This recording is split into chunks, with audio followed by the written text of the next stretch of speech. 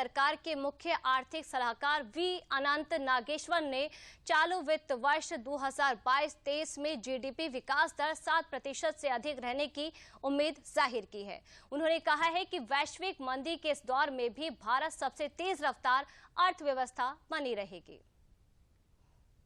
अक्टूबर-दिसंबर तिमाही में भारत की जीडीपी दर में 4.4% की बढ़ोतरी दर्ज की गई है, जिस पर वित्त मंत्रालय ने अपनी प्रतिक्रिया दी है।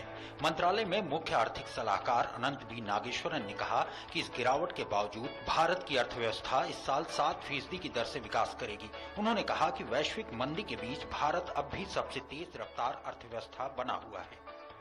In terms of high frequency data for 22-23 in the current fourth quarter, for which 2 months are already going to be over soon, do indicate that achieving that growth rate in Q4 is well within the realm of possibility, and therefore the 7% real GDP growth estimate for 22-23 is very realistic. So we maintain, as we have mentioned in the economic survey, the growth forecast at 6.5% for 23-24. Nageswaran ने यह भी कहा कि इस बात के पर्याप्त संकेत हैं कि मैन्युफैक्चरिंग क्षेत्र की स्थिति अच्छी है। इस बीच जनवरी माह के मैन्युफैक्चरिंग पीएमआई के आंकड़े भी जारी किए गए, जिसमें 55.4 का स्तर रहा, जो साल की बेहतरीन शुरुआत कहा जा सकता है।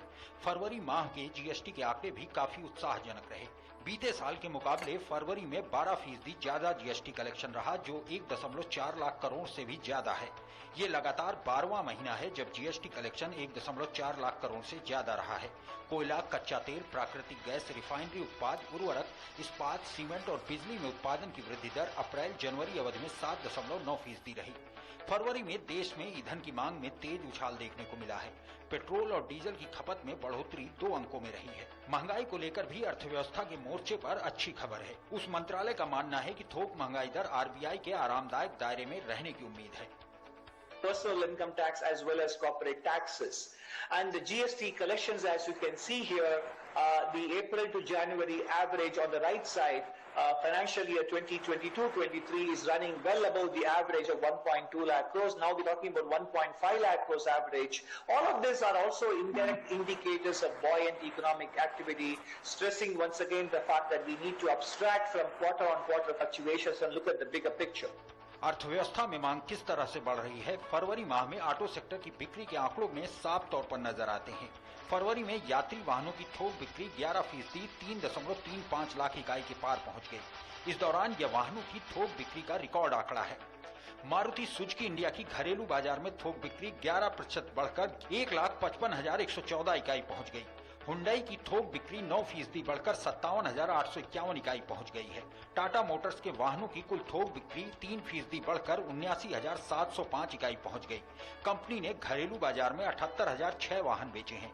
वहीं इस दौरान टोयोटा किर्लोस्कर की थोक बिक्री 75% बढ़कर 15,383 पर पहुंच गई है। महिंद्रा एंड महिंद्रा की बिक्री 8% बढ़कर 58,801 पर पहुंच गई है। किया इंडिया की थोक बिक्री में भी जबरदस्त उछाल आया है। हैवी वाहन निर्माता अशोक लीलैंड ने भी अपनी थोक बिक्री में इजाफा किया है। कंपनी की थोक बिक्री में 32% का उछाल आया है। इस बीच सरकार ने वर्ष 2021-22 के आर्थिक विकास दर को संशोधित करते हुए 8.7% से 9.1% कर दिया है। वित्त मंत्रालय में आर्थिक सलाहकार नागेश्वरन का कहना है कि गांव और शहरों में लगातार सुधरती मांग की वजह से उम्मीद की जा सकती है कि आर्थिक विकास दर आने वाले दिनों में और भी मजबूत रहेगी।